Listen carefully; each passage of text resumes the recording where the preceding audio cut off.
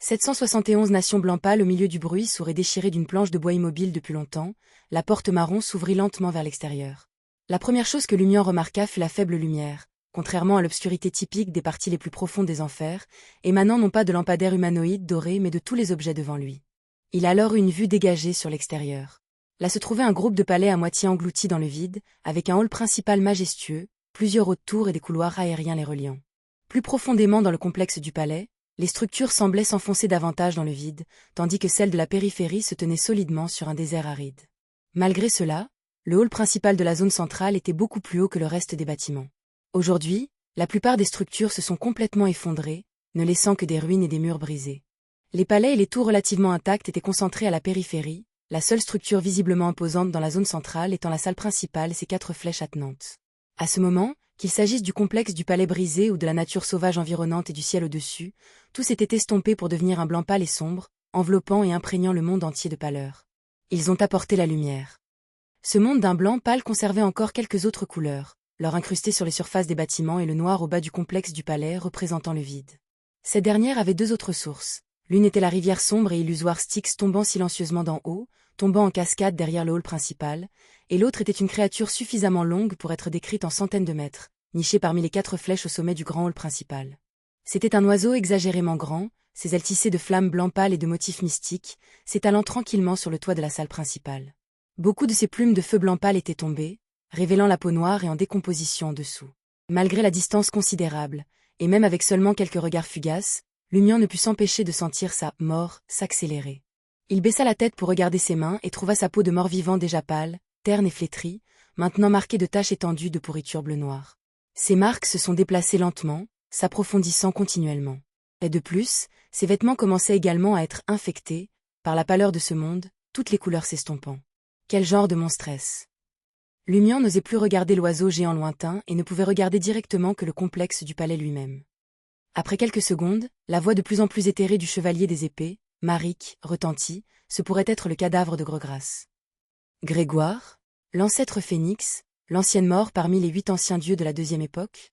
Lumian laissa échapper avec étonnement. Pourquoi son corps serait-il ici? Après avoir posé la question, Lumian a estimé que cela n'avait aucun sens. C'étaient les enfers, et il n'était pas étrange que le corps d'un défunt apparaisse ici. L'ancêtre du phénix, l'ancienne mort, avait péri avant l'anomalie du monde souterrain. En revanche, l'absence du cadavre de la mort de la famille Aeger, caché quelque part, était une anomalie. Lumian ne s'attendait pas à ce que le chevalier des épées réponde réellement à sa question. Il se pourrait que l'ancêtre de la famille Aeger, l'ancien mort, l'ait placé ici. Cela signifie-t-il que la mort de la famille Aeger a non seulement acquis les caractéristiques de Beyondé de l'ancêtre phénix Grogras, mais a également ramené son corps aux enfers, le cachant quelque part dans le complexe du palais? Comment s'est-elle retrouvée au sommet du palais? Est-ce juste un cadavre? A-t-il été placé là initialement? Ou l'anomalie des enfers provenait-elle du cadavre de cet ancien dieu? Avec la mort régnante morte, le cadavre de l'ancien dieu a-t-il été réanimé? Lumian eut soudain quelques pensées. À ce moment-là, il entendit le chevalier des épées ajouter « Charon vient de voir l'œuf. » L'œuf? Celui que veut le démon au visage de chèvre? Charon fait-il référence au demi-dieu de la faction de la tempérance en moi? Le cœur de Lumian bondit de joie avant de demander rapidement « Où est l'œuf ?» Sous le ventre de ce qui semble être le cadavre de l'ancêtre phénix. Il a une coquille noire comme du sang et est englouti par des flammes blanc pâle, d'environ 1 mètre de diamètre. Le chevalier des épées a brièvement décrit l'œuf. Protégé par le cadavre de l'ancienne mort? Le cuir chevelu de Lumian picotait à cette pensée. Comment suis-je censé le récupérer? Cela pourrait tout aussi bien être pas différent de tuer le diable. Monarque, Farboti. Bien sûr, pour ceux de grande stature, un ancien dieu vivant et un dieu dépourvu de caractéristiques de Beyondé réduit à un cadavre en décomposition n'étaient pas au même niveau. La difficulté de ces tâches était aussi différente que le ciel et l'abîme, mais pour Lumian, elles étaient également insurmontables, toutes 2 tombant dans la catégorie « impossible même avec le sacrifice de soi ». Fils de truie, ce type au visage de chèvre est vraiment un démon devenu mort-vivant. Très bien, si cela ne peut pas être terminé, qu'il en soit ainsi. Terminer simplement l'entrepreneur comme s'il n'y avait aucune tâche du tout. Alors que des pensées malveillantes se répandaient dans tout son corps, le chevalier des épées ajouta « Il n'est pas totalement impossible de récupérer l'œuf. L'état du cadavre de l'ancêtre phénix est quelque peu étrange. » État étrange du cadavre? N'y a-t-il pas que 2 états pour un cadavre, le repos éternel et la réanimation? Lumian n'osait pas utiliser ses propres yeux pour inspecter le cadavre en décomposition de l'ancienne mort, Grogras, et ne pouvait que demander à Charon, la seule personne présente qui pouvait résister dans une certaine mesure à regarder le corps d'un ancien dieu. Qu'est-ce qu'il y a d'étrange là-dedans? Celui qui répondait était toujours le chevalier des épées. Il dort, le genre de sommeil profond dont il est difficile de se réveiller. Cela ne correspond pas à l'état actuel de cette nation blanc pâle. Endormi, mort et transformé, mais ayant encore besoin de dormir? Lumian fronça légèrement les sourcils et demanda « Pourquoi cela ne correspond-il pas à l'état actuel ici ?» Le chevalier des épées fit une pause quelques secondes avant d'expliquer. D'après ce que nous avons vu, l'une des raisons de l'anomalie originale dans le monde enfer était la réanimation de l'ancêtre phénix. Elle a détruit le palais de la mort, tué tous les bénis de la mort présents et transformé cet endroit en une nation blanc pâle. Nous avons rencontré quelques demi-dieux du domaine de la mort. Depuis l'anomalie du monde souterrain, ils pouvaient encore gérer certaines affaires dans le monde souterrain, voire y entrer directement, mais aucun n'osait s'aventurer profondément dans le monde souterrain pour rechercher les trésors du palais de la mort. Leur instinct leur disait que c'était trop dangereux et qu'il ne fallait absolument pas s'en approcher. Mais Charon n'avait pas un tel pressentiment du danger, alors elle a accepté de venir ici. Cela signifie que pendant longtemps après l'anomalie des enfers, le corps de l'ancêtre phénix parcourait toujours cette nation blanc pâle, gardant à distance les êtres de haut rang du domaine de la mort, mais maintenant, il dort. Lumian a trouvé l'étrangeté de la description de Marik.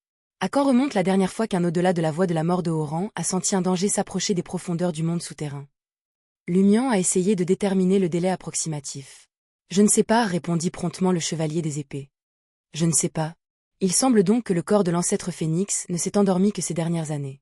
Sinon, les au-delà de la mort de haut rang entrant dans le monde souterrain auraient découvert que ce n'est plus si dangereux ici, et auraient pu tenter l'exploration, ne repartant pas sans laisser de traces ni sans qu'aucune nouvelle ne se répande. Que s'est-il passé ces dernières années? Pensa Lumian, incapable de réprimer sa plainte. Pourquoi la mort de la famille Heger a-t-elle ramené le cadavre de l'ancêtre phénix, laissant un risque si énorme? En tant que vrai dieu, il aurait pu directement détruire ce cadavre. Le chevalier des épées a répondu à la plainte de Lumian. Le monde enfer a été établi par l'ancienne mort dans le monde des esprits, et en tant que dieu ancien, elle n'était pas limitée au pouvoir de la voie de la mort lorsqu'elle a créé les enfers. Cela n'a peut-être pas été facile pour la mort de la famille Heger de prendre initialement le contrôle des enfers. Il aurait peut-être eu besoin d'utiliser le cadavre de l'ancêtre phénix. Au moment où il prendra réellement le contrôle, son état aura peut-être changé, ne se préoccupant plus de questions aussi insignifiantes. Cela signifie-t-il que la mort de la famille Heger est devenue folle plus tard? Le monde souterrain n'a pas été formé naturellement, il a été créé par l'ancienne mort, Gregras. Un dieu ancien si puissant, pas étonnant qu'elle ait pu subir une réanimation. Lumian réfléchit intérieurement.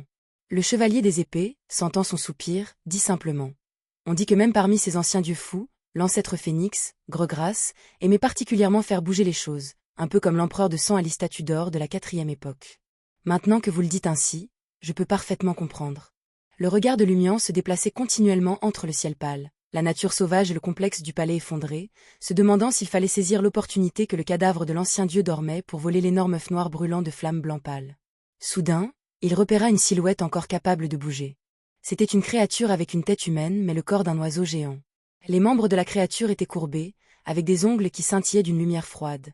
Son dos arborait des ailes couvertes de plumes moitié blanc pâle, moitié marron. Le développement de sa tête semblait incomplet, ressemblant à plusieurs têtes de nourrissons fusionnant lentement. L'enfant prématuré d'Oxyto? Il est bien là. Lumian reconnut l'identité de la créature. C'était la cible que lui et les membres de la faction de Tempérance traquaient. À ce moment-là, l'enfant monstrueux d'Oxyto battait des ailes, tournant continuellement et se rapprochant furtivement du cadavre de l'ancien dieu endormi. Sa cible semblait être l'énorme œuf noir pressé sous le cadavre. Nous devons l'arrêter. Charon se chargera de le maudire et de le contrôler, et nous nous occuperons de l'attaque. La voix du chevalier des épées résonnait dans l'esprit de Lumian. D'accord. Cette fois, Lumian n'a pas hésité et a sprinté hors du pied de la cathédrale noire. Dès qu'il est entré dans cette nation blanc pâle, son être tout entier a été teint en blanc pâle, dépourvu de toute couleur supplémentaire. Cela le fit frissonner corps et âme, ne voulant rien d'autre que de s'agenouiller sur le sol, prosterné et immobile. Silencieusement, Lumian dégaina l'épée du courage. La lame, maintenant érodée par la blancheur pâle, s'est soudainement enflammée avec une flamme blanche brillante teintée de bleu.